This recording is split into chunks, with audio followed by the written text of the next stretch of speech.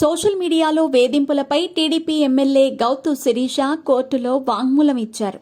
ప్రతిపక్షంలో ఉన్నప్పుడు తనపై అనేక మంది అసభ్యంగా మాట్లాడారని వారందరిపై ఫిర్యాదు చేశారు.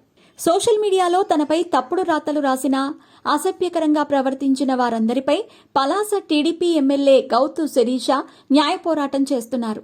ప్రతిపక్షంలో ఉన్నప్పుడు గౌతు శిరీష మీద, ఆమె కుటుంబం మీద సోషల్ మీడియాలో అత్యంత దారుణమైన పోస్టులు పెట్టేవారు.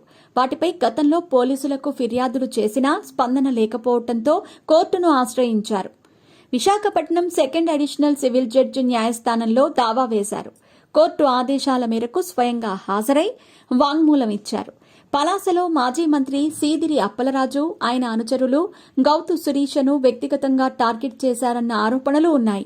వైసీపీ కార్యకర్తలు సోషల్ మీడియా వేదికగా దారుణమైన పోస్టులు పెట్టేవారు. వీటిపై పోలీసులకు ఫిర్యాదు చేసినా అప్పట్లో ప్రభుత్వం నడిపిస్తున్న పెద్ద మనుషుల ఒత్తిడితో ఎటువంటి చర్యలు తీసుకోలేదని, అందుకే కోర్టును ఆశ్రయించానని కవిత ప్రకటించారు. హద్దుమీరి అసహ్యకర రాతలు రాసేవారికి, వారిని ప్రోత్సహించే వారిని శిక్షించాలన్నారు.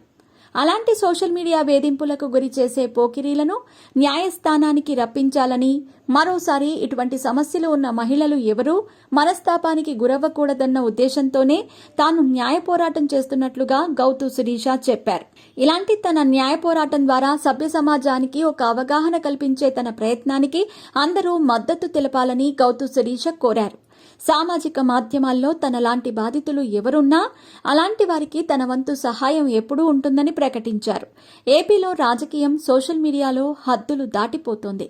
రెండు ప్రధాన పార్టీల సోషల్ మీడియా సైన్యాలు వ్యక్తిత్వ హననానికి పాల్పడేలా పోస్టులు పెట్టుకుంటున్నాయి. అవి నేతల కుటుంబాలనే టార్గెట్ చేసుకునేలా ఉంటున్నాయి.